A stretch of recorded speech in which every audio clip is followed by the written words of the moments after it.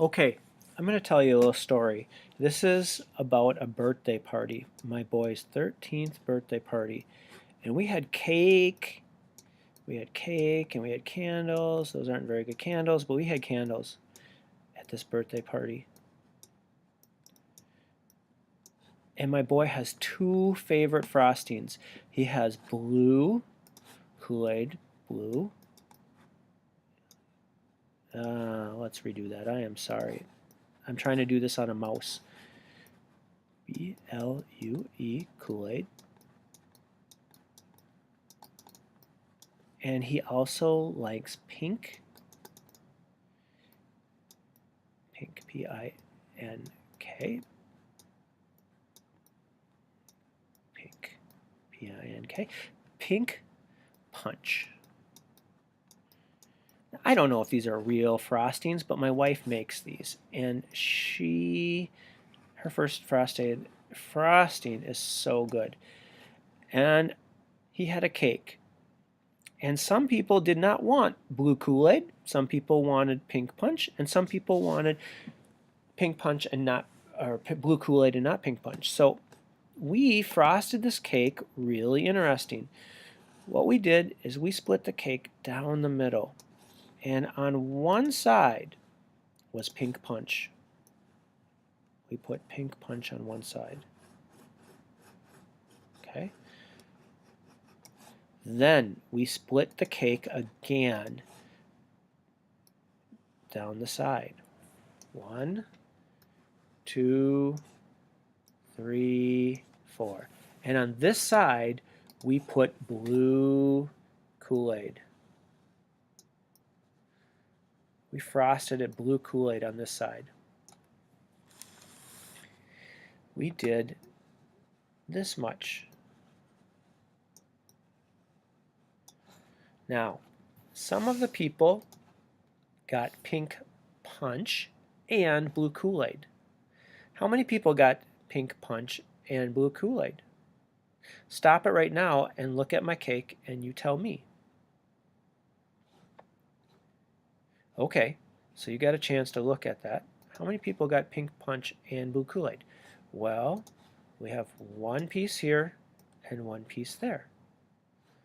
So we had 2 out of 1, 2, 3, 4, 5, 6, 7, 8. 2 out of 8 had both. Well, how much of the cake was frosted in pink punch? Well, we had one side that didn't have it and the other side that did. So we had 2 sides, and one of those sides was frosted and one wasn't. So 1/2 of the cake was pink punch. And how much of the cake was blue Kool-Aid? Well, we had 1, 2, 3, 4, and we picked 2. Now, I know we could reduce this to 1/2, but let's not reduce it. And then, how many had both? 2 ace.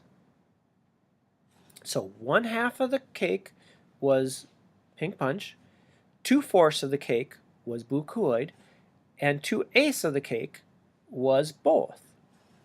Well, this is a multiplication problem. 1/2 times 2/4 equals 2 ace. Now, this is called the area method, and it's very helpful to understand what's happening.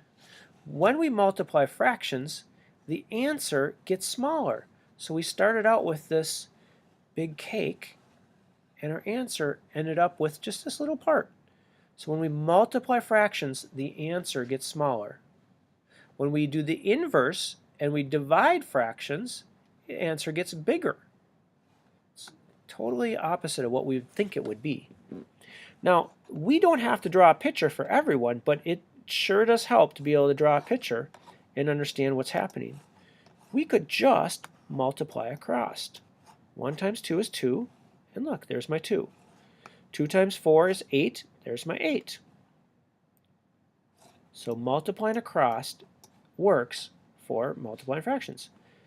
Well, Mr. McQuay, don't we need to come up with a common denominator? Well, we do. 2 times 4 is a common denominator. Just like when we were adding, we could add 1/2 plus 2/3. And we could come up with a common denominator by multiplying these. We could have it 6. 1/2 times 3 times 3. So it's 3, 6 times 2 times 2. 2 times 3 is 6. 2 times 2 is 4. 3 plus 4 is 7, 6. We did come up with a common by multiplying this, 2 times 3. So we are kind of coming up with a common denominator, but it's just much easier. By the way, it was a fantastic party, and I ate a lot of cake. All right, there is the area method. Try one by yourself now.